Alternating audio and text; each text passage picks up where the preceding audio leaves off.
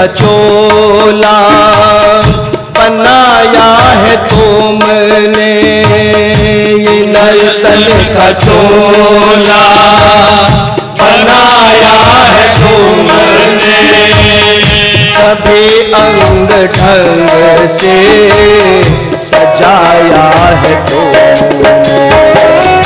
ये नर्तन का चोला बनाया है तुमने, सभी अंग ढंग से सजाया है तुमने।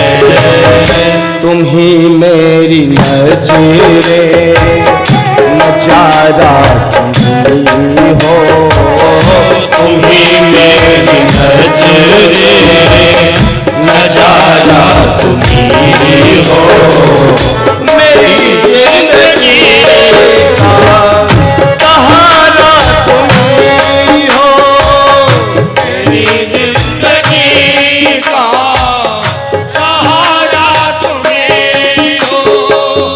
तुम ही मेरी नैया, किनारा तुम हो, तुम ही मेरी नैया, किनारा तुम हो, मेरी जिंदगी का सहारा तुम हो, मेरी जिंदगी का सहारा तुम हो।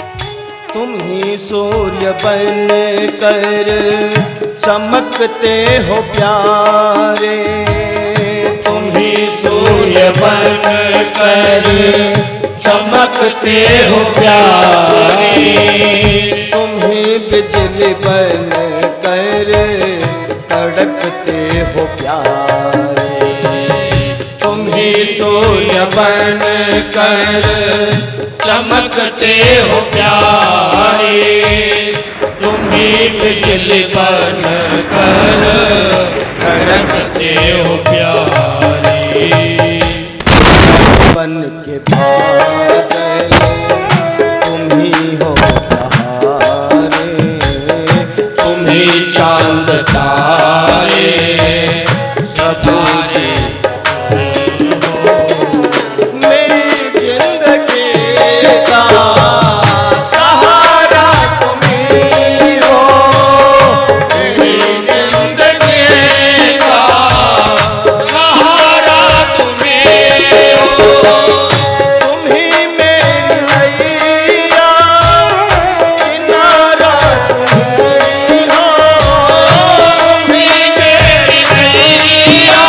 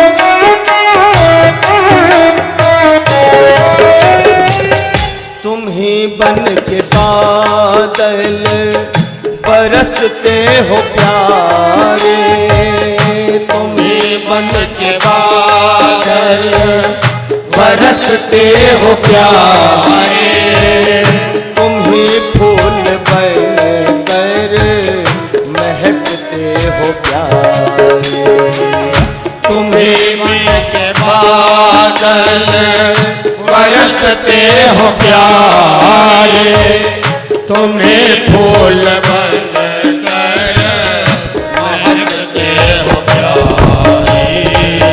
नदी सिंधु धारा सागर तुमी हो, नदी सिंधु धारा सागर तुमी हो, मेरी जिंदगी का सहारा तुमी हो, मेरी जिंदगी का सहारा तुम्ही हो।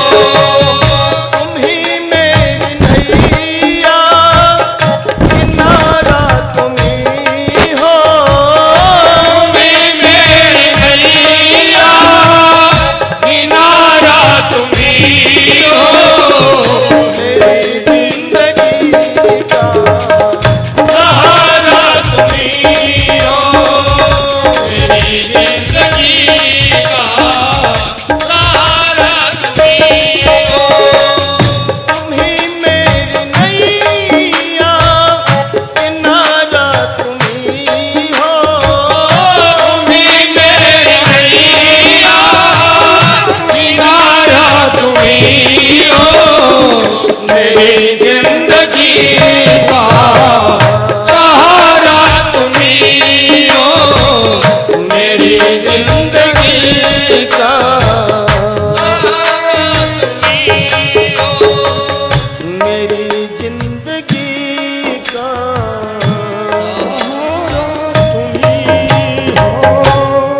जिसको मुस्कुरा के जिसको गम का जहर पीना आ गया, मुस्कुरा के जिसको गम का जहर पीना आ गया, सच में हकीकत में उसी को जीना आ गया। श्री कृष्ण कन्हैया लाल की। जिसने गम को खाना सीख लिया ना, बस वो जीवन में आनंदित हो गया। और आप सब ये अंग्रेजी वाले ज़्यादा हो गए हैं, तो अंग्रेजी में भी दो शब्द है, फॉरगिव और फॉरगेट। छोड़ो और जाने दो, क्षमा करो। और क्षमा वीरस्य भूषणम, मैंने प्रथम दिवस बताया था, जो क्षमा करना जानता है वही बड़ा है। इस भरी सभा में सबसे उच्च पद पर आपने मुझे बैठाया है, मेरी आज्ञा आप लोग मानोगे। मैं कहूं किसी को खड़ा होकर इसको थप्पड़ मार दे, तो तुरंत खड़ा होकर मार देगा, क्योंकि उसे पता है कोई पूछेगा तो महाराज जी ने कहा है। अगर मैं ही कहूं उसे जा माफी मांग, तो एक बार वो संकोच करेगा, क्योंकि किसी को मारना बड़ा आसान है, किसी को कष्ट देना बड़ा आसान है, लेकिन माफी मांगना बहुत मुश्किल है। अंदर से ये अभिमानी जो हृदय है वो कहता नहीं, मेरे की गलती थोड़ी है, मुझे तो महाराज जी ने कहा था, मैं क्यों माफी मांगूंगा, मैं माफी नहीं मांगूंगा। ये अंग्रेजी का ईगो अड़े आता है।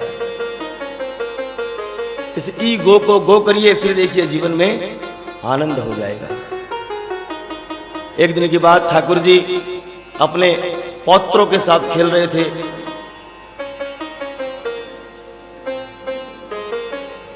इतने बड़े अखिल ब्रह्मांड नायक भी अपने बच्चों के साथ खेलते होंगे क्या? नहीं खेलते होंगे। किसी भी बड़े अधिकारी से आप उसके ऑफिस में मिलने जाओगे तो इतना आसान है क्या मिलना? कई प्रोटोकॉल होते हैं ना मिलने के लिए। कोई जज साहब आपके परिचित हैं, बहुत ही ज्यादा परिचित हैं, और उनसे मिलने के लिए आप उत्सुक हो और उनके कार्यालय पहुंच गए। प्यून से कहा कि हम उनको जानते, मेरा नाम तो ले, कोई व्यस्त हैं, बोले रुको बाहर, रुको बाहर। मन में बेचारे हमारे कॉम्प्लेक्स में तो रहते हैं, इतना क्या अभिमान है भाई। और भाई उनके घर पे जाओ सुबह सुबह, तो वो आपको कैसे मिलेंगे?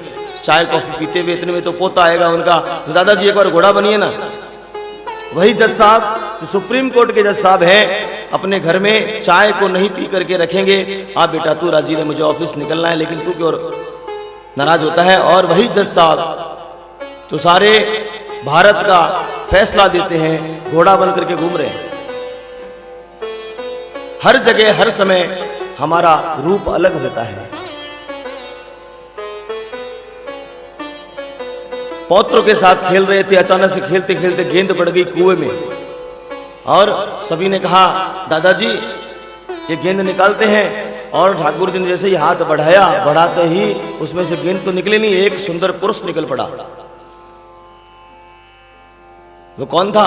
राजा नृग, जो गिरगिट बना हुआ उस कुएं में पड़ा था। जैसे ही स्पर्श हुआ वो आ गया, सब लोग डर गए। बच्चे, भगवान ने कहा डरो मत, इसी को पूछते ये कौन है? बोले महाराज आप कौन हो? बोले महाराज मेरा नाम राजा नृग है, और आप जब दानियों की बात होगी, किसी दानवीर की बात हो, तो उसमें मेरा ही नाम आएगा। मैंने इतना दान किया कि सबसे बड़ा दानवीर मैं ही बना। भगवान ने कहा आप इतने बड़े दानी थे तो यहाँ कुएं में गिरगिट बन के क्यों पड़े थे? ऐसा क्या अपराध किया आपने? ये तो बताइए महाराज। बोले महाराज क्या बताऊं, मैं जब राजा था, मैं दिन भर में हजारों गायों का, लाखों गायों का दान करता था। कोई मेरे दरवाजे से खाली नहीं जाता था। एक दिन क्या हुआ महाराज, मैंने किसी ब्राह्मण को गाय दान की, वो गाय उससे संभली नहीं और छूट करके वापस मेरे बाड़े में आ गई, और मुझे पता नहीं चला, मैंने वही गाय किसी दूसरे ब्राह्मण को दान कर दी। अब बाहर दोनों की भेंट हुई, उसने कहा ये तो मेरी गाय है, और उसने कहा इसे तो मुझे राजा ने दान की है। दोनों में बहस उत्पन्न हो गई, दोनों भागते भागते मेरे पास आए, महाराज आप न्याय करो। तो मैंने समझाया दोनों को, देखो हो सकता है किसी एक से भूल हो गई हो, आप इसके बदले में 10 गायें और ले जाओ। लेकिन वो ब्राह्मण ब्रह्मनिष्ठ था, उसने कहा महाराज मुझे आपने जो गाय संकल्प करके दी है, मुझे तो वही गाय चाहिए, और मैं इसका न्याय कर नहीं पाया ठाकुर जी, और मेरी मृत्यु हो गई। जब मैं यमराज के द्वार पर गया, यमराज ने पूछा महाराज आप तो बहुत बड़े पुण्यवान व्यक्ति हो, तो बताओ आप पहले पुण्य भोगना चाहते हो कि पाप भोगना चाहते हो? क्या भोगना चाहते हो? तो मैंने मन में विचार किया कि पाप तो मैंने कुछ किया ही नहीं आज तक, इक्ष्वाकु वंश का मैं राजा नृग हूं, मैंने जब तक मुझे होश है मैंने आज तक कोई पाप नहीं किया, और इतना दान किया है, कहते हैं एक गाय का दान करने से कितना पुण्य मिलता है, मैंने लाखों गायें दान कर दी। तो मैंने कहा महाराज पाप थोड़ा सा होगा, आप एक काम करिए पहले पाप का ही मुझे फल दे दीजिए। जैसे ही मैंने ऐसे कहा, कहते मैं गिरगिट बन करके वहां पड़ गया। तो मैंने पूछा यमराज महाराज ये इतनी बड़ी सजा? बोले हाँ महाराज, आपका अभिमान ही आपको गिरगिट बना गया। अभी भी क्या करे राजा नृग, मैं इतना बड़ा दानी था, मैंने इतनी गायें दान की कि तारों को गिनना संभव है, लेकिन उस दान की संख्या को गिनना संभव नहीं है। यह अभिमान ही आपको गिरगिट बना गया। इसलिए दान भी करें, अभिमान नहीं आना चाहिए, सारा किया धरा पानी फिर जाएगा। क्योंकि ठाकुर जी क्या करते हैं, अभिमान के कारण से आपके पुण्य को भी भूल करके आपकी किसी जन्म का पाप निकाल कर लाएंगे, पहले उसकी सजा देंगे। अभी भी इसके अंदर अभिमान का कोई अंश पड़ा है, इसलिए बार बार मैं करता ही है। एक परीक्षा में एक छात्र बैठा और बड़ा मेधावी था, बड़ा होशियार था। तो वैकल्पिक प्रश्न आते हैं ना, ये कर लो चाहे ये कर लो, 2 प्रश्न आते हैं। तो लगभग सभी में 2-2 प्रश्न थे। वो इतना मेधावी था कि उसने सारे प्रश्नों के उत्तर सही लिख दिए, अच्छी बात है। लेकिन नीचे उसने एक पंक्ति लिखी कि मास्टर जी मैंने सभी प्रश्नों के उत्तर लिखे हैं, आप जो चाहे जांच लो, आपकी जो इच्छा है उसी की जांच कर लेना। इतना उसके अंदर आत्मविश्वास है कि सारे सही हैं। अब ये पंक्ति जब पढ़ी, मास्टर जी ने विचार किया, है तो मेधावी लेकिन है ये बड़ा अभिमानी। अब उन्होंने क्या किया, आपको पता होगा, हार्ड मार्किंग होती है ना, है ना, छोटी से छोटी गलती को खोजना आरंभ किया और वैकल्प में से एक तो सही था, दूसरे में एक खोट उसे नजर आ गई और अब उसके हाथ में है उसे पास करें कि फेल करें। उसने लिखा है कि आपकी जो इच्छा उस प्रश्न की जांच करके मुझे आप नंबर दे देवे।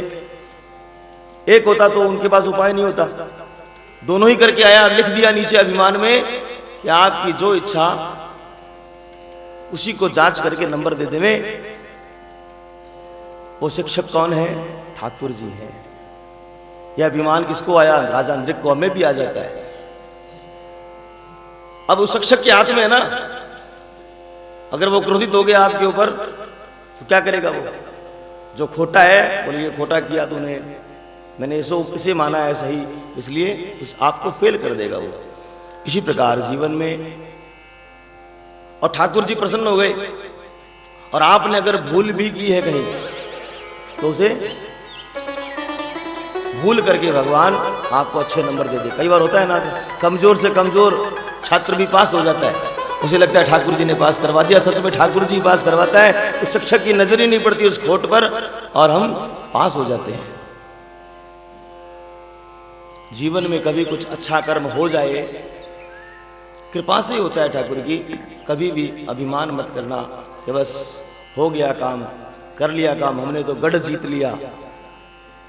कभी ये भाव मत लाना, अरे कोई 1 घंटे में नहीं बैठ सकता, तो वहां पर सोफे भी नहीं थे, नीचे बैठना पड़ता था 4-4 घंटे। महाराज जी बोलते पता नहीं ना छुट्टी देते थे, ला के बैठा देते थे, नीचे बैठना पड़ता था, फिर भी हमने बैठ के कथा सुनी। पता है क्या, ऐसी बात कह दी ना अगर तो समझ लो आपने कुंजर स्नान कर लिया, हाथी का स्नान कर लिया।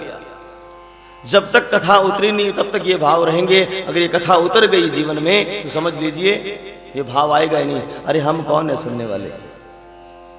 24 तारीख को भी यही हॉल तो था, कोई था क्या यहाँ पर? कोई नहीं था। और 2 तारीख को भी यही हॉल रहेगा, यहाँ पर कोई नहीं रहेगा। क्यों बैठे हैं यहाँ पर? क्योंकि ये साक्षात वांगमयी शब्दमयी मूर्ति बैठी है, उसके सामने हमसे बैठे हैं, उसने हमें जकड़ रखा है, उसने हमें पकड़ रखा है। हमारी हिम्मत नहीं है, ना तो वक्ता की हिम्मत होती है ना श्रोता की हिम्मत होती है।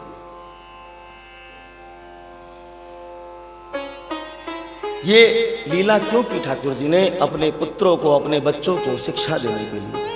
देख लिया बच्चों, अगर किसी का, ब्राह्मण का धन, किसी गरीब का धन, किसी भाई बेटे का धन गलती से भी अगर आ गया तुम्हारे पास, ये दशा हो जाएगी। इतने वर्षों के बाद आज पुण्य उदय हुआ, पाप का फल भोगा इतने वर्षों तक, गिरगिट बना पड़ा रहा उस कुएं में, इतना दान करने के बाद भी आज पुण्य उदय हुआ, क्योंकि पुण्य तो किया ही था, इसलिए आज ठाकुर जी के दर्शन हो गए। बोले कृष्ण चंद्र भगवान की जय। जय श्री राधे, जय जय श्री राधे, जय जय श्री राधे। ठाकुर जी रहते थे द्वारकापुरी में, लेकिन हमेशा उनका मन लगा रहता है इन पांडवों की रक्षा करने में। मन में विचार हो रहा है कि ये महाभारत का युद्ध तो होएगा ही, इसको भी रोकना संभव नहीं है। लेकिन बलराम जी हमेशा दुर्योधन का पक्ष लेते थे। ये दुर्योधन चेला था, पहलवानी सीखता था इनसे, गदा युद्ध किससे सीखा? बलराम जी से सीखा। और भैया अगर मेरे विपक्ष में आ गए तो मेरे लिए तो गड़बड़ हो जाएगी। भगवान की प्रेरणा थी। अचानक से एक दिन बलराम जी सुबह सुबह आते हैं कि कन्हैया इतने वर्षों से इन्हीं सब काम धंधों में लगे हैं, मेरा मन करता है कि मैं कुछ तीर्थों में हो आऊं। भगवान तो चाह ही रहे थे। बोले हाँ भैया जाओ आप, मैं यहाँ सब संभाल लूंगा, आप जाओ, चिंता मत करो। और तीर्थों में निकल गए बलराम जी, और पहले गए नैमिषारण्य में, जहाँ हमारी ये कथा हो रही है, आरंभ की नैमिषारण्य में। वहाँ पे सारे 88,000 ऋषि मुनि बैठ करके कथा सुन रहे थे। अचानक से जब देखा कि बलराम जी पधारे, सारे खड़े हो गए स्वागत करने के लिए, लेकिन सूत जी महाराज खड़े नहीं हुए। क्रोध आ गया बलराम जी को। कुसा पड़ी थी, कुसा को ऐसे फेंका कि उनका गर्दन, उनकी जो गर्दन थी कट गई और उनका देहांत हो गया। सभी ने समझाया महाराज ये क्या किया, क्रोध में आकर के। बोले मैं बलदाऊ आया, आप सब खड़े हो गए, सूत जी खड़े क्यों नहीं हुए? बोले महाराज व्यासपीठ पर बैठे थे, वो सबसे उच्च स्थान होता है, वहां पर इनके पिता भी आ जाए तो भी ये उतर करके उनको प्रणाम करे, तो व्यासपीठ की मर्यादा है ये। अब तो बड़ी गिलानी हुई महाराज, आपको ब्रह्महत्या लग गई। महाराज इसका उपचार ये, जितने भी भारतवर्ष में तीर्थ हैं उन सब का सेवन करिए, वहां स्नान करिए, तब जाकर के आपको इससे मुक्ति मिलेगी। और उसी समय या तो नैमिषारण्य जाकर तुरंत वापस आ रहे थे और वहीं से तीर्थों का सेवन करने चले गए। किसकी प्रेरणा थी? ठाकुर जी की प्रेरणा। वापस आ जाते तो फिर लफड़ा खड़ा हो जाता, युद्ध हो नहीं पाता महाभारत का, और अधर्म पे धर्म का युद्ध था महाभारत। वापस आए उतरे तो सारा युद्ध समाप्त हो चुका था।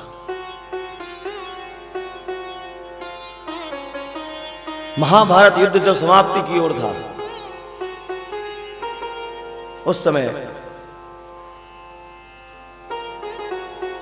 भीम का पुत्र घटोत्कच और घटोत्कच का पुत्र बर्बरिक, जिनके हम सब दीवाने हैं, उसे एक वरदान मिला हुआ था जन्म से ही। वो अपनी मां से रोज पूछता था, मैया मैं कौन हूं? हम पांडव वंशी हैं, लेकिन हम असुर हैं, इसलिए उनके साथ नहीं रह सकते। हमारे पास भी वैसी ही सारी शक्तियां हैं। और उसे 3 बाण मिले थे। बोले मैया मैं भी युद्ध करना चाहता हूं, तो मैया उन्हें रोज बैठा देती। क्या कहती कि बेटा जो हार रहा होगा उस समय जाना, उस पक्ष में जाकर के मिल, दोनों ही तो उन्हीं के ही थे, अलग अलग थोड़ी थे, एक ही तो परिवार था। जो पक्ष हार रहा होगा उस समय उसके साथ जाना, उन्हें जिता देना। एक समय आया जब पांडव जीतने लगे, चिंता हुई किसे? बर्बरिक जी को, कि मैया ला धनुष बाण में जाता हूं, और उठा करके निकल पड़े बर्बरिक जी। चिंता हो गई हमारे दीनानाथ जी को, बोले ये आकर सारा कबाड़ा कर देगा। हाँ? और तुरंत आ गए ब्राह्मण का वेश बना करके और कहने लगे, अरे बालक कहां जाता है? ये खिलौना लेकर के हाथ में लग जाएगी किसी को, जाओ अंदर। बोले ब्राह्मण देवता ये खिलौना नहीं है, तो मेरे पास 3 बाण है, अद्भुत चमत्कारी बाण है। बोले मैं कैसे मान लूं? जो हार रहा होता है मैं उसे जिता सकता हूं, मेरे पास ऐसा बल है। तो भगवान ने परीक्षा लेने के लिए कहा, ये इतना बड़ा वट वृक्ष है, इसे बीन सकता है क्या? हाँ। बर्बरिक ने तुरंत तीर में लगाया, प्रत्यंचा लगाकर जो ही आंखें बंद की, भगवान ने तो एक पत्ता तोड़ा, अपने पैर के नीचे डाल लिया, और उसने एक तीर मारा, सारे पत्तों को बिंदता हुआ ठाकुर जी के पैर की तरफ बार बार जाने को। बोले महाराज पैर उठाइए, एक पत्ता आपके पैर के नीचे है। भगवान समझ गए ये कोई साधारण नहीं है, और कहा तू जाना चाहता है युद्ध में? बोला हाँ। क्यों जाना चाहता है? बोले जो पक्ष हार रहा है उसे जिता दूंगा। ये सारे अपने ही तो हैं, किसी के साथ युद्ध करने के लिए मां मना करती है। अब तो युद्ध अंतिम अवस्था की ओर है। बोले तुझे क्या मिलेगा? बोले मुझे बहुत यश मिलेगा। बोले ठीक है, मैं ब्राह्मण हूं, तू क्षत्रिय है, मुझे दान दे, संकल्प दे, उसके बाद आगे बढ़। कोई भी बड़ा काम करने से पहले ब्राह्मणों को दान देना चाहिए, उसके पश्चात आगे बढ़ना चाहिए। बातों बातों में उसने संकल्प दिया और भगवान ने मांग लिया बर्बरिक का शीश। महाराज आप ब्राह्मण देवता हो नहीं सकते। ऐसा कहते ही भगवान प्रकट हो गए, प्रणाम किया। तो महाराज क्या आज्ञा है? संकल्प के हिसाब से शीश का दान दे दिया। और बदले में क्या मिला? बोले तू जाना क्यों चाहता है? बोले मैं बच्चा हूँ, बालक हूँ, बाल रूप हूँ, बाल स्वभाव है मेरा, युद्ध देखना चाहता हूँ। और भगवान ने उसी शीश को अमृत पान करवा करके बड़ी चोटी पर बैठा दिया, और सारा युद्ध जो है देखता रहा और वरदान दिया, कली काल में जब मैं चला जाऊंगा परम धाम को छोड़ करके, उस समय तू खंडवा गांव के खाटू नामक एक कस्बे में मेरे नाम से पूजा जाएगा। बोले खाटू नरेश की, शीश के दानी की। युद्ध समाप्त हो गया सारा। सभी लोग अपने अपने प्रशंसा में लगे थे। भीम ने कहा मैंने इतनों को मारा, अर्जुन ने कहा मैंने इतनों को मारा, नकुल ने कहा मैंने इतनों को मारा। भगवान ने कहा लड़ो मत, एक है हमारा साक्षी जो सब कुछ देख रहा था, उसके पास पूछते हैं किसने किसको मारा, किसने कितनी कथा सुनी, किसने कोने में बैठकर कितनी नींद ली, वो बता सकता है जो ऊंचा बैठा है। सबसे ऊंचे हमारे बैठे थे श्याम जी भरभरिक रूप में, जाकर के कहा आया आनंद युद्ध देखने में। बोले महाराज मैं तो युद्ध देखने आया था लेकिन कोई दिखाई नहीं मुझे तो। क्यों, क्या हुआ? ये सब कह रहे हैं मैंने इतनों को मारा, मैंने इतनों को मारा, मैंने इतनों को मारा। बोले महाराज कोई नहीं दिखा मुझे तो, मुझे दो लोग दिख रहे थे। ये द्रौपदी मैया काली रूप में हाथ में खप्पर लिए घूम रही थी और ये सुदर्शन चक्र सबके गलों को काट रहा था, ये रक्तपान कर रही थी महाराज, और कोई किसी ने किसी को नहीं मारा। सुदर्शनधारी कृष्ण भगवान की जय। समझ में आई? और जब सब लोग चले गए, भगवान की प्रेरणा से भगवान ने उस चीज को निर्जन जगह पर फेंक दिया और कहते हैं एकदम पाताल में जाकर के वो पड़ गए।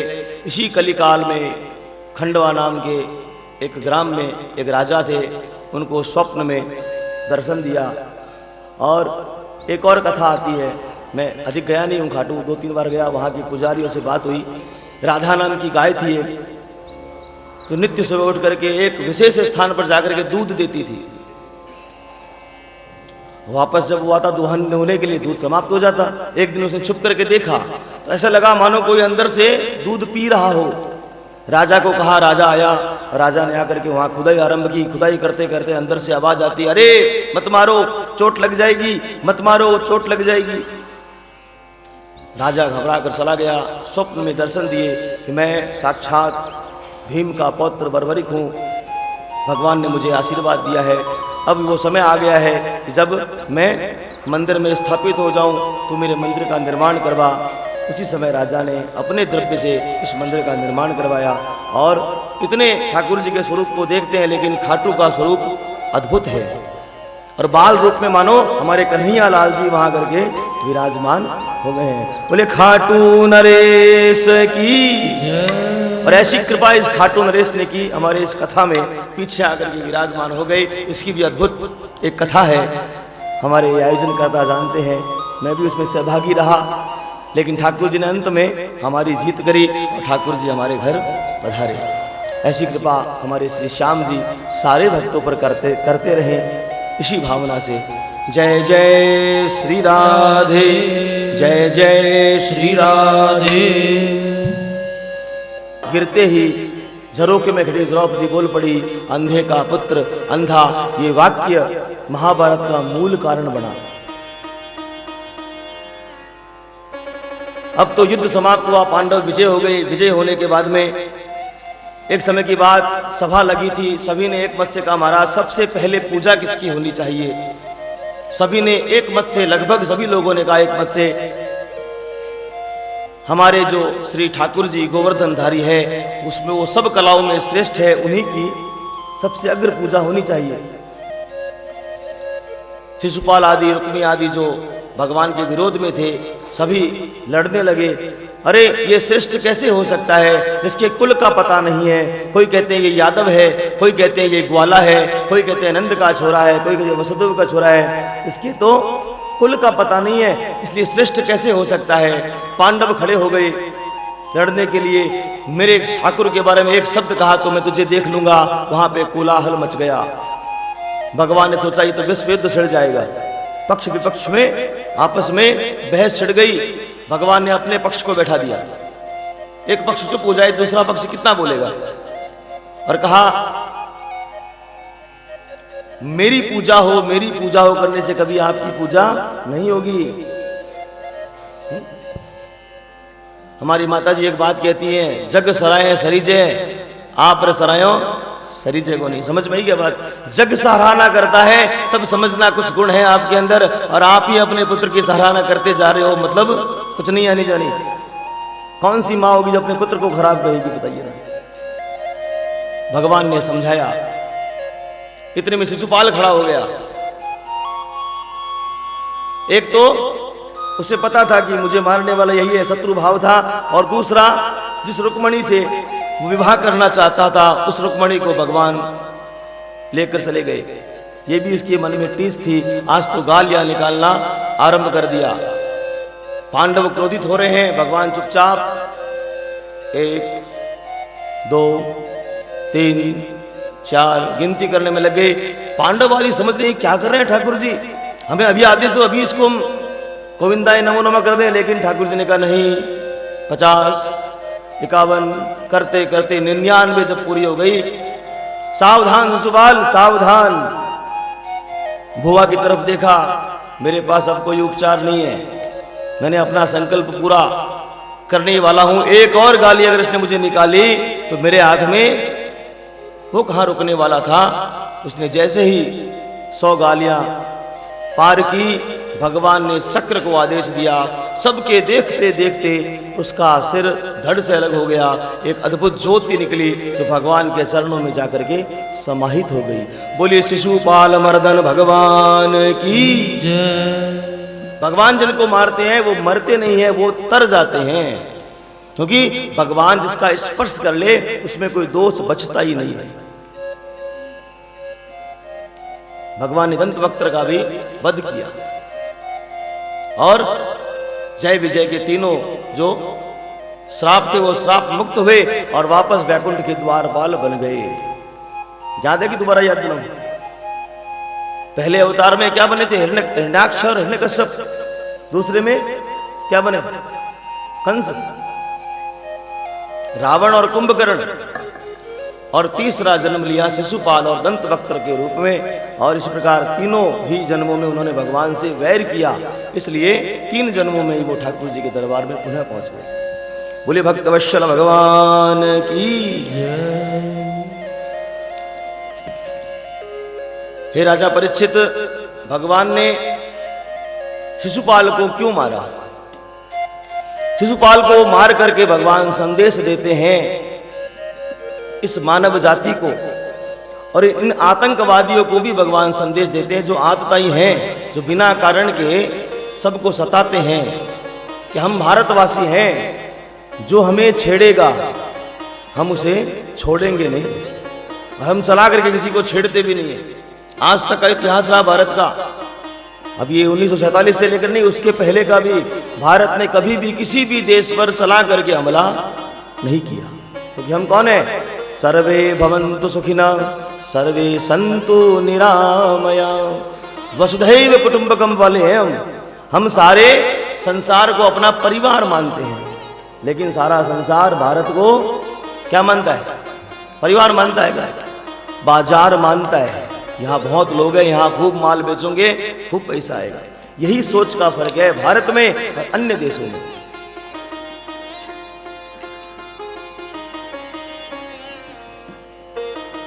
सज्जनता अच्छी बात है, जीवन में सज्जनता होनी चाहिए, साधुवाद होना चाहिए, साधुता होनी चाहिए, निर्मलता होनी चाहिए, लेकिन अति हर चीज की गलत होती है। अति साधुता, अति सज्जनता भी कभी कभी हानिकारक होती है। एक सांप था, बड़ा भयंकर विषधर सांप था, जिसे मिलता उसी काट लेता, वो मर जाता। सब लोग डरते उसे। एक दिन वो घूमते घूमते घूमते घूमते एक आश्रम में पहुंच गया। वहां पहुंच करके वहां एक मुनिवर थे, तपस्या कर रहे थे, उन्होंने पकड़ लिया उसे। डर गया, बोला अभी मुझे मारेंगे। बोले मारूंगा नहीं, संकल्प दे, आज के बाद किसी को नहीं डसेगा, किसी को नहीं मारेगा। और संघ का प्रभाव था ऐसा, वो मान गया। बोले ठीक है महाराज। मुनि ने तिलक कर दिया उसको। बोले तू मेरा चेला बन गया, आज के बाद किसी को नहीं काटेगा। आदेश महाराज। मुनि चले गए। दूसरे दिन देखा उसे कुटिया के पास, शिष्य डर गए। एक दिन वैसे ही पड़ा रहा, 2 दिन पड़ा, धीरे धीरे डर धीरे धीरे कम होने लगा शिष्यों का। शिष्यों ने पकड़ लिया हाथ में, खेलने लगे जैसे खिलौना हो। अब तो धीरे धीरे एकदम डर निकल गया। और एक दिन जिस कुएं से बाल्टी भरते हैं, रस्सी टूट गई। एक ने कहा क्यों चिंता करता है, कुछ नहीं करेगा, इसी को बांध दे। और उसी को रस्सी बना करके पूरा शरीर लहू लुहान हो गया। अचानक से मुनि का आना हुआ। मुनि ने अवस्था देखी, अरे क्या हो गया ये? महाराज सत्संग का प्रभाव है, सत्संग का प्रभाव है। हाँ महाराज, इसके पहले ऐसा जीवन था, लोग 10 फुट दूर से देख लेते भाग जाते थे मुझे देख करके, लेकिन जब से मैंने आपका संग किया महाराज ये अवस्था हो गई। अति सत्संग करके अति सज्जन बनना भी कभी कभी हानिकारक हो जाता है।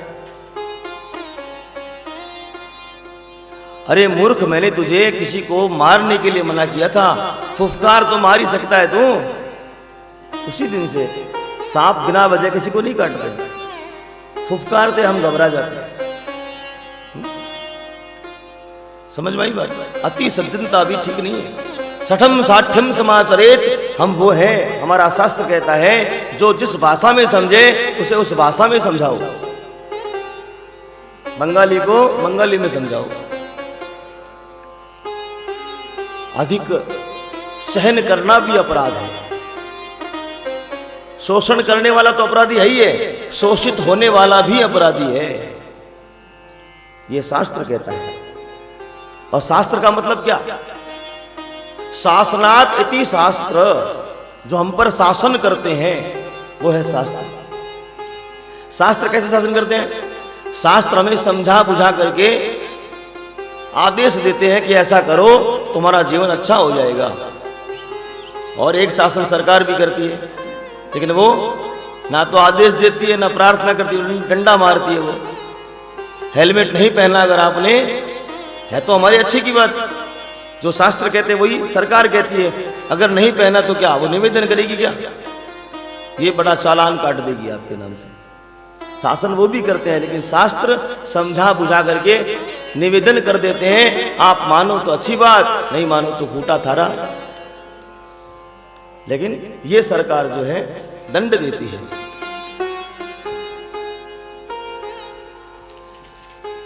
राष्ट्रीय यज्ञ आरंभ होने के बाद भगवान को सर्वसम्मति से अग्र पूजा वाला मान लिया गया। भगवान का जो श्री विग्रह इतना बलशाली हो गया, एक समय की बात भगवान के द्वारकापुरी में खबर लेकर के एक दूत आता है और कहता है, महाराज हमारे राजा विष्णु जो चतुर्भुज है, उन्होंने संदेश दिलवाया है कि आप या तो उनकी अधीनता स्वीकार कर ले, नहीं तो वो आप पर चढ़ाई कर देंगे। फिर क्यों? वो कहते हैं आप नकली विष्णु हो, मैं असली विष्णु। ये नकली असली खेल उस टाइम भी चल रहा था। तो भगवान ने कहा वो असली है? बोला हाँ। और उसने सच में 2 नकली हाथ लगवा लिए, मोर मुकुट धारण कर लिया, पीतांबर पहनता था और सबको कहता मैं ही विष्णु हूं, वो ढोंगी है। तो महाराज भगवान ने कहा, हे देवदूत, आप दूत हो, दूत को नहीं मारना चाहिए, आप हमारा संदेश भी ले जाओ, फिर समय बर्बाद होगा, हम अपने दूत को भेजेंगे। उनको कहो मैं आपकी अधीनता स्वीकार नहीं करने वाला हूं और मैं बहुत डर गया हूं, इसलिए आप आ जाओ हमारे राज्य में और चढ़ाई कर दो, युद्ध हो जाए। वो मूर्खों की बात ही आया, युद्ध किया और युद्ध करके मृत्यु को प्राप्त हो गया। एक समय की बात, बलराम जी तीर्थों में जब घूम घुमा कर वापस आए, यमुना के किनारे बैठे थे और बैठे बैठे मदोन्मत्त हो गए और यमुना को कहा तू मेरे पास आ, मैं तुझमें स्नान करना चाहता हूं। अब नदी में जाना पड़ेगा ना आपको, लेकिन मदांध थे, इस कारण से बैठे बैठे दूर से कहा तू मेरे पास आ, लेकिन यमुना ने नहीं सुना तो अपने हल को जोर से मारा और यमुना को अपनी तरफ आकर्षित कर लिया। कभी हवाई जहाज की यात्रा करो तो देखना आज भी दिल्ली टेढ़ी है, यमुना बीच में से ये घूम करके बहती है। ये उसी का प्रमाण है कि हल से अपने टेढ़ी कर दिया था। अब राजसिंह जो करते हैं वो दिग्विजयी होना चाहते हैं। अब दिग्विजय करने के लिए सभी राजाओं को अपने अधीन करना पड़ता है। सारे तो अधीन हो गए, लेकिन एक अभी बचा हुआ है। कौन कौन बचा हुआ है? मामा जी का ससुर जरासंध।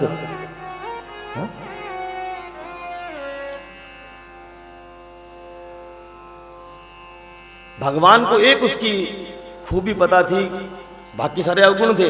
वो प्रातःकाल ब्राह्मणों को दान दिया करता था, क्योंकि अनुष्ठान बैठाया ब्राह्मणों को और विजयी हो गया। विश्वास हो गया कि ब्राह्मणों में शक्ति तो है, उनके वेद पाठ में शक्ति है, वो कुछ भी करवा सकते हैं, इसलिए नित्य वो ब्राह्मणों की सेवा करता था। तो भगवान ने भी साथ में लिया अर्जुन को, साथ में लिया भीम को, और स्वयं ने भी वेश बनाया ब्राह्मणों वाला, जनेऊ डाल करके चल पड़े जरासंध के द्वार पर। और भिक्षाम देहि भिक्षाम देहि पंक्तिबद्ध सब चल रहे थे। अचानक से जब देखा इन तीनों को, जरासंध ने बड़ा विस्मित हुआ। अरे ब्रह्मदेवो, आप लोग कौन हो? बोले महाराज आप ही तो कह रहे हो ब्रह्मदेव, तो हम ब्रह्मदेव ही हैं। बोले महाराज ब्रह्मदेव का वेश लग रहा है, लेकिन शरीर तो क्षत्रियों सा लगता है।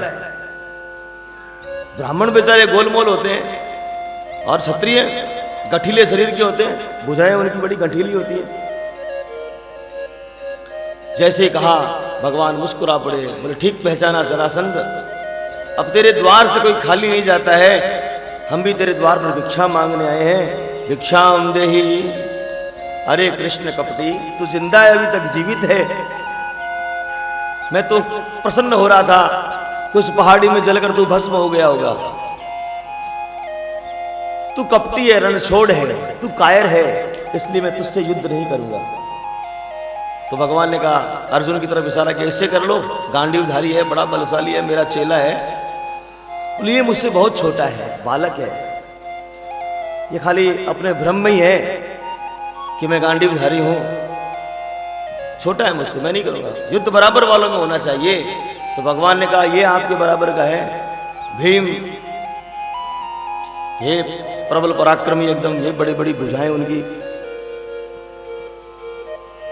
हाँ ये मेरे बराबर का है। जाओ तुझे मल्ल युद्ध करने का दान दिया। मल्ल युद्ध कहते हैं जो कुश्ती लड़ते हैं ना पहलवान लोग, और मल्ल युद्ध आरंभ हो गया। और जो मार मारी है जरासंध ने भीम को, संध्या समय युद्ध विराम हुआ, शिविर में आए, बोले महाराज मुझे मरवाना ही था, तो इतनी दूर लेके क्यों आए, वहीं कहीं मरवा देते महाराज। हाँ मुझे चढ़ा दिया कि कुछ नहीं, वो ऐसे ही है, महाराज बहुत बलशाली है, एक मुक्का पड़े उसका महाराज लगे प्राण जाए। और ऐसे 26 दिनों तक युद्ध किया, रोज मार खाते भीम राजा। तो महाराज चलते हैं आप, ये प्राण निकलवा के रहोगे। अरे तू भीम मुझे देखता ही नहीं है। एक बार युद्ध करते समय बोले महाराज होश आए तो आपको देखूं, जो मारता है तो मूर्छा आ जाती है, महाराज एक बार खाकर देखो। बोले कल सुबह जब जाओ तो मुझे देखना। ये जीव भी ऐसा ही है परीक्षित राजा, जब संकट आता है तो पहले संसार के पास जाता है, भगवान की तरफ नहीं देखता। कल तो अद्भुत ही पराक्रम दिखाया जरासंध ने, दे दो भी पछाड़, दे दो भी पछाड़। अचानक से याद आया, ठाकुर ने कहा मुझे देखना। उल्टा लटका रखा था भीम को, उल्टा लटके देखे ठाकुर जी, बोलो। आपने कहा देखना मुझे। भगवान ने तनका उठाया और तोड़ करके फेंका ही था, इतने में तो फिर दो भी पछाड़ आई। संभल करके खड़े हुए भीम राजा और समझ गए भगवान क्या कहना चाहते हैं। एक पैर पर अपना पैर रखा, दूसरे हाथ से दूसरा पर खींचा और फेंक दिया। फेंकते ही चारों तरफ जय जयकार हो गई। बोले भीम महाराज की। अब जय जयकार में बड़ा फूल रहे थे महाराज। इतने में वो दोनों अंग वापस धीरे धीरे जुड़ करके खड़े हुए और वापस जरासंध खड़ा हो गया और एक मुक्का बड़ा पीछे से धड़ाम वापस ठाकुर जी के चरणों में गिरे। भीम महाराज, महाराज आपने कहा देखना, मैंने देख लिया, इसने फिर मुझे दिखा दिया और आपके चरणों में गिरा दिया। बोले तूने ध्यान से नहीं देखा। और भगवान ने फिर तिनका उठाया, उठा करके एक को इधर फेंका, एक को इधर फेंका। अब तो पुनः उठा, उठ करके आप अब की बार भूल नहीं की और फिर उसे चीर करके विपरीत दिशाओं में फेंक दिया और गोविंदाय नमो नमः। बोले कृष्ण चंद्र भगवान की। ऐसे अद्भुत है हमारे ठाकुर जी, करते सब कुछ खुद है लेकिन नाम करते हैं हमारा। अगर भीम को ही जितवाना था तो पहले दिन ही जितवा देते, उसका अभिमान तुड़वाया पहले। जब वो शरणागत हो गया तो भगवान ने ऐसी युक्ति बताई कि 2 ही क्षण लगे उसको मरने में। सारा कृत्य कौन कर रहा है? हमारा ठाकुर जी कर रहा है। बस हमें हीरो बना करके, नायक बना करके आगे पेश कर देता है और हम सोचते हैं सब करने वाले हम ही तो है। भीम ने कहा महाराज जय जयकार बंद करवाइए महाराज, ये जय जयकार बड़ी अजीब लग रही है क्योंकि मेरी नहीं हो रही है। मुझे पता है मैं कौन हूं, इतनी मार खाई है मैंने 27 दिनों में, अंग अंग दुखता है महाराज। एक बात बताइए महाराज, ये क्या लीला थी ऐसे वाली, ये तो बताओ, समझ में नहीं आई। जरासंध कौन था? जरासंध जरा नाम की राक्षसी के द्वारा उत्पन्न पुत्र था। जरा नाम की राक्षसी एक राज्य के राजा के पिछवाड़े महल में रहती थी। उसी राजा के कोई संतान नहीं थी। वो राजा एक बार संत के पास जाता है, संत को कहता है महाराज आप कृपा करिए, हमारे कोई संतान नहीं है। उसके 2 रानियां थी। संत ने फल दिया अपनी पत्नी को खिला देना, जो गलती आत्मदेव ब्राह्मण ने की वही राजा ने की, अपनी पत्नी को दे दिया। दोनों रानियों में बड़ा प्रेम था, उसके महत्व को समझा नहीं और जो भी वस्तु राजा देता उसे बांट बांट खाती और एक ही फल के 2 टुकड़े कर दिए। एक रानी ने खाया, एक रानी ने खाया। दोनों ने खाया, दोनों के गर्भ रह गया। राजा बड़ा प्रसन्न हुआ, या तो एक ही नहीं हो रहा था, आज 2 रानियों के गर्भ होने वाला है। जब गर्भ उत्पन्न हुआ तो आधा आधा शिशु उत्पन्न हुआ। राजा बड़ा दुखी हुआ। संत प्रसादी का ये फल तो मालूम चली, बड़ा दुखी हुआ। तो क्या करूं इस मृत पुत्र का, मैं फेंकवा दो इसे। और महल के पीछे फेंक दिया उसे। वहां कौन बैठी थी? जरा नाम की राक्षसी बैठी थी। उसने उन दोनों शिशुओं के टुकड़ों को संधि करके जोड़ दिया। जोड़ते किलकारी मारकर वो जीवित हो उठा। जो वो जीवित होके उठा तो उसने कहा मैं तो राक्षसी हूं, राजा की कृपा है कि वो मुझे अपने राज्य से निकालता नहीं है, शरण दे रखी है। मुझे कृतज्ञ नहीं होना चाहिए, कृतज्ञ होना चाहिए, किसी का उपकार नहीं भूलना चाहिए। अब तो राजा के पास जाकर के उस पुत्र को दिया। महाराज ये मानव पुत्र है, मेरे किस काम का, आप इसे पालो। और वही मगध देश का राजा जरासंध बना। जरा नाम की राक्षसी संधि हुई इसलिए उसका नाम जरासंध पड़ा। ये बात किसे पता थी? हमारे कृष्ण कन्हैया लाल जी को पता थी कि बीच में से ये जुड़ा हुआ है, ये जीव मात्र भी बीच में जुड़ा हुआ है। पता है क्या आपको? सुना पूर्व ने हमने, हमारा शास्त्र, हमारा देह सारा विज्ञान से भरा पड़ा है। ये कथाएं वैज्ञानिक कथाएं हैं। हमारा शरीर भी 2 भागों में विभाजित है, पैरेलल है एकदम बराबर। तभी तो एक आंख फूट जाए तो दूसरी आंख भी काम करती रहती है। एक हाथ खराब हो जाए दूसरा हाथ काम करता रहता है। एक पैर टूट गया दूसरा पैर काम करता रहता है। समझ भाई बात? हम भी बीच में जुड़े हुए, हम भी जरासंधी हैं और हम भी क्या करते हैं? अभिमान में आकर के अपनी गलतियों को ढकते रहते हैं और ठाकुर जी से पंगा लेते रहते हैं। जो ठाकुर जी से पंगा लिया ठाकुर जी नंगा करके छोड़ते हैं उसे। बोले कृष्ण कन्हैया लाल की। सभी राजाओं का सत्सम्मान रिहा करके और अग्र पूजा के रूप में श्री ठाकुर जी ने स्वयं अपने आप को पुजवाया। और पूजा तो सब ठाकुर जी की हुई, लेकिन पूरे यज्ञ में जब सबको काम विभाजित कर रहे थे युधिष्ठिर जी महाराज, तो भगवान ने स्वयं ने क्या कार्य लिया? सबको सब काम मिल गया। अब राजकोष किसे भलाए? थैली जो है रुपयों की। तो युधिष्ठिर जी को कहा युधिष्ठिर ये दुर्योधन बड़ा कपटी है और हमारे घर का सदस्य है, कुछ काम तो देना पड़ेगा, नहीं तो ये बदमाशी करेगा। तो क्या करना है? बोले इसी को आप खर्च करने की थैली पकड़ा दो। बोले महाराज सारा लुटा देगा। लुटाने दो। क्यों? लुटाएगा तो किसका नाम होगा? बोले महाराज बड़ा खर्च किया, हमारे कोई कमी थोड़ी है, जितना खर्च करेगा तो हमारे आयोजन में तो खर्च होगा और हमारे आयोजन को 4 चांद लग जाएंगे, इसलिए चिंता नहीं है। और भगवान को एक बात पता थी, दुर्योधन के हाथ में एक ऐसी रेखा थी, वो जितना खर्च करता उतना ही धन वापस उस थैली में आ जाता। ये बात किसे पता थी? हमारे श्री कृष्ण कन्हैया लाल जी को पता थी। इसलिए ठाकुर जी ने उसे वो काम सौंप दिया।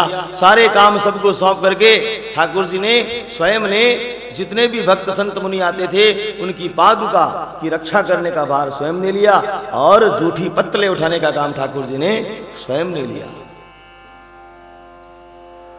जो इतने बड़े होकर दीनों से प्यार करे, समझ भाई?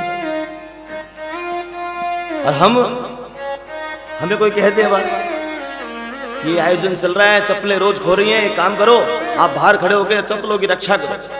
महाराज हम इतने बड़े हैं, ये काम हम किसी की चप्पल उठाएंगे क्या? झूठी थाली उठाएंगे किसी की हम? बस यही काम बाकी रह गया हमारा। जबकि सबसे बड़ा पुण्य वही है। ठाकुर जी इस बात को जानते थे।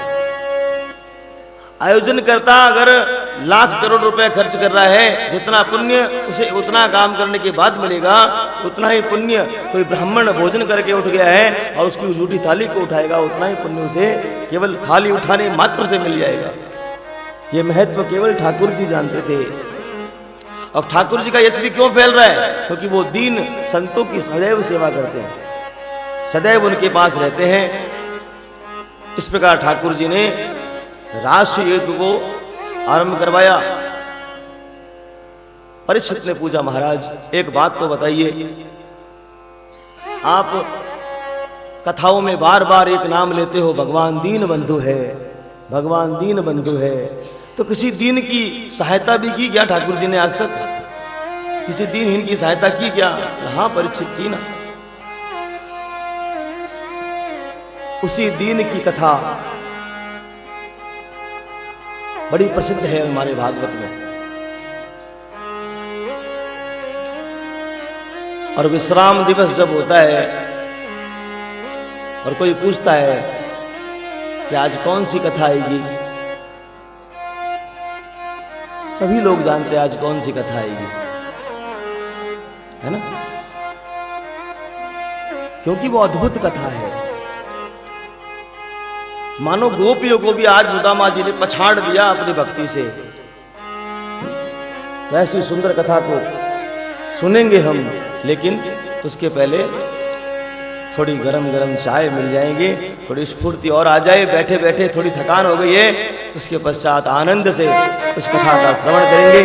पश्चात एक बात और मैं आपसे निवेदित करूं, कल कथा प्रातःकाल 10 बजे आरंभ होगी। 7 दिवस तक आपने जितना आनंद दिलाया, उतना ही आनंद अपेक्षा करते हैं ठाकुर जी कल भी। और कथा हृदय में उतरी कि नहीं उतरी, कल इसका प्रमाण देना है आप सबको कि हाँ हम जल्दी उठ सकते हैं, अपना काम पूर्ण कर सकते हैं और ठीक 9:30-10 बजे हम यहाँ पर पहुँच सकते हैं। कहते हैं 7 दिन कथा सुनने के पश्चात अगर विश्राम दिवस की 1 घंटी कथा भी सुन लिया हमने सार, तो उतना ही पुण्य मिलता है। और अगर उसको हमने नहीं सुना तो पूर्ण फल नहीं मिलता है। और कल भी बताया था, आज फिर बताता हूँ, यज्ञ होगा कल। हम परीक्षित तो हैं, लेकिन हम ठाकुर जी के कृपा पात्र भी हैं। वो परीक्षित तो चला गया 7 दिन में, लेकिन हम तो इस काल में रहकर कहीं भक्ति करना बाकी है। इसलिए हमारी कथा कल विश्राम होगी, हमारा सप्ताह कल फिर शुरू हो जाएगा। इसीलिए हम इस कथा को ठाकुर जी को निमित्त करके सुन रहे हैं, इसलिए हम 8वें दिन भी कथा को सुनेंगे। इसलिए कुछ कथा को हम कल के लिए रखेंगे, केवल 1 घंटे की कथा होगी। तो 10 बजे कथा आरंभ होगी, उस समय आप सभी लोग पधारें। और कल श्री ठाकुर जी का विशेष महोत्सव भी होगा, यज्ञ भी होगा। जो लोग यज्ञ में बैठना चाहते हैं वो सभी निराहार रहे तो पुण्य अधिक मिलेगा। हम सब ईमानदार हैं, अब किसी के मन में तो कोई घुसेगा नहीं, कोई देखने जाएगा नहीं किसने अन्न खाया है नहीं खाया है। दोष लगता है, अन्न खाकर यज्ञ नहीं करना चाहिए। और इतनी सुंदर कथा हमने सुनी 7 दिवस तक, तो अब अंतिम दिवस तक पूरा पुण्य ले ले हम। फिर प्रथम दिवस जिन जिन भक्तों ने कलश उठाए थे, वो कलश अभी भी आपके इंतजार में यहाँ है। गंगा का जल है, कभी अशुद्ध नहीं होता, श्रीफल कभी अशुद्ध नहीं होता, वो आपका इंतजार कर रहा है। शायद वो भी बैठ के कथा सुन रहा है आपके साथ। जिन जिन का कलश था वो सारे कलश आपको मिल जाएंगे कल ही। वापस जहाँ से हमने कथा आरंभ की थी यात्रा, वहीं यात्रा वापस जाकर के विश्राम लेगी। तो जिन लोगों ने कथा वहाँ से आरंभ की है वो सब भी वहाँ चले तो अति आनंद आएगा। पश्चात आयोजनकर्ता जो हमारे आशुतोष जी हैं, वो बधाई के रूप में सबको कुछ न कुछ देने वाले हैं। और संध्या में विशेष रूप से महाप्रसाद का आयोजन किया गया है, तो विशेष रूप से आपको आना है। और आज हमारे आशुतोष जी ने एक और घोषणा की, कल संध्या को विशेष भजन भजनावली का भजन पुष्प वर्षा का आयोजन है, उसमें भी आप सबको रहना है। हम सब रहेंगे, केवल आप नहीं, बड़ा आनंद आएगा। तो ये इतना हमें करना है। कल हम समय पर पहुंचे, हम जो इस कॉम्प्लेक्स में रहने वाले हैं सारे, और मैंने कल ही सुना कि दरबार में इस आइडियल कॉम्प्लेक्स में शायद प्रथम बार ये भागवत कथा हो रही है, तो ये भी विशेष बात है। और ठाकुर जी ने तुच्छ व्यक्ति को मुझे चुना प्रथम बार करने के लिए, ये ठाकुर जी की असीम कृपा है। और ये धारा जो है हमेशा आपके हृदय में बहती रहे। तो कल सुबह सभी लोग, और अभी तो 10 मिनट में हम वापस मिल रहे हैं और सुंदर ठाकुर जी के भक्त की मित्र की कथा को सुनेंगे। कल की तरह आज भी झांकियाँ होंगी, आनंद लेंगे इन्हीं शब्दों के साथ। श्री कृष्ण गोविंद हरे मुरारी, हे नाथ नारायण वासु। श्री कृष्ण गोविंद हरे मुरारी, हे नाथ नारायण वासुदेवा। हे नाथ नारायण वासुदेवा, हे नाथ नारायण वासुदेवा। हे नाथ नारायण वासुदेवा, हे नाथ नारायण वासुदेवा। श्री कृष्ण गोविंद हरे मुरारी, हे नाथ नारायण वासुदेवा। श्री कृष्ण गोविंद हरे मुरारी, हे नाथ नारायण वासुदेवा। आनंद कंद मुकुंद श्री कृष्ण चंद्र भगवान की जय। जल्द लौटे।